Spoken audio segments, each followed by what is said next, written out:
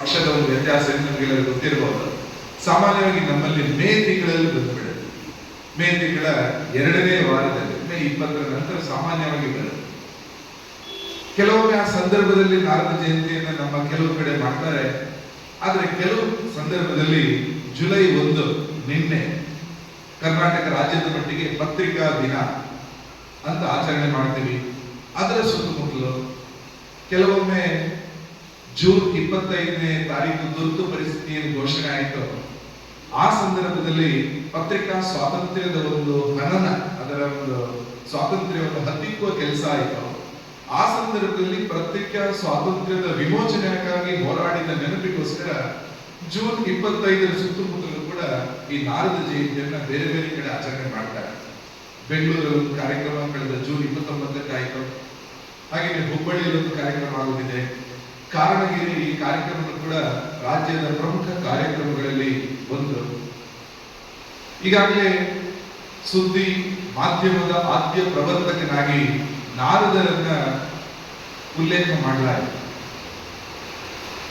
ಉತ್ತರ ಭಾರತದ ಅನೇಕ ರಾಜ್ಯಗಳಲ್ಲಿ, ವಿಶೇಷವಾಗಿ ಉತ್ತರ ಪ್ರದೇಶ ಮತ್ತು ಅದರ ಭಾಗವಾಗಿ ಹೊರಹೊಮ್ಮಿದ ರಾಜ್ಯ ಉತ್ತರಾಖಂಡ, ದೇವಭೂಮಿ ಅಂತ ನಾವೇನು ಕರಿತೀವಿ, ಅಲ್ಲಿ ಗ್ರಾಮಗಳಲ್ಲಿ ನಾರದರ ಬಗ್ಗೆ ಒಬ್ಬ ಪತ್ರಕರ್ತನ ರೀತಿಯ ಕೆಲಸ ಮಾಡಿದ ಹಿನ್ನೆಲೆಯಲ್ಲಿ ಆದ್ಯ ಪತ್ರಕರ್ತ ಅಂತ ಉಲ್ಲೇಖವನ್ನು ಅವರು ಮಾಡ್ತಾರೆ.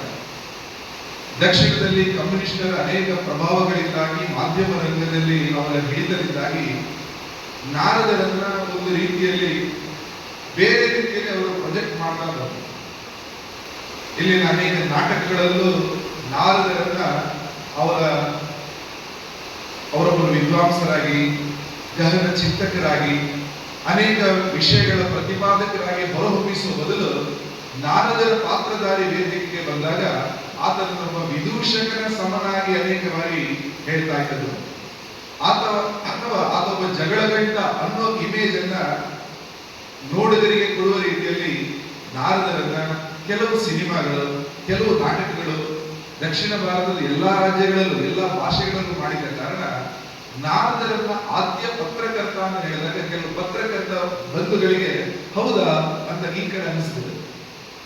ಅದು ಹೇಗೆ ಸಾಧ್ಯ? ಇದೆಲ್ಲ ನೀವು RSS ಏಜೆಂಡಾ ಇರಬೇಕು ಅಂತ ಹೇಳ್ತಾರೆ. RSS ಹುಟ್ಟಿ ಅಕ್ಟೋಬರ್ 2ನೇ ತಾರೀಕಿಗೆ 100 ವರ್ಷ ಆಗುತ್ತೆ. ಆದ್ರೆ ಅದಕ್ಕಿಂತಲೂ ಸಾಕಷ್ಟು ವರ್ಷಗಳ ಹಿಂದೆ ಅನೇಕ ಮಂದಿ ದೇವರ್ಷಿ ನಾರದರನ್ನ ಆದ್ಯ ಪತ್ರಕರ್ತ ಅಂತಲೇ ಕರೀತಾರೆ. ವಿಶೇಷವಾಗಿ ಬ್ರಿಟಿಷರು ಭಾರತಕ್ಕೆ ಬಂದ ಮೇಲೆ ಮಾಸ್ ಕಮ್ಯುನಿಕೇಶನ್, ಸಮೂಹ ಸಂವಹನದ ಒಂದು ಕೇಂದ್ರವನ್ನಾಗಿ ಮಾಧ್ಯಮವನ್ನು ತಂದರು.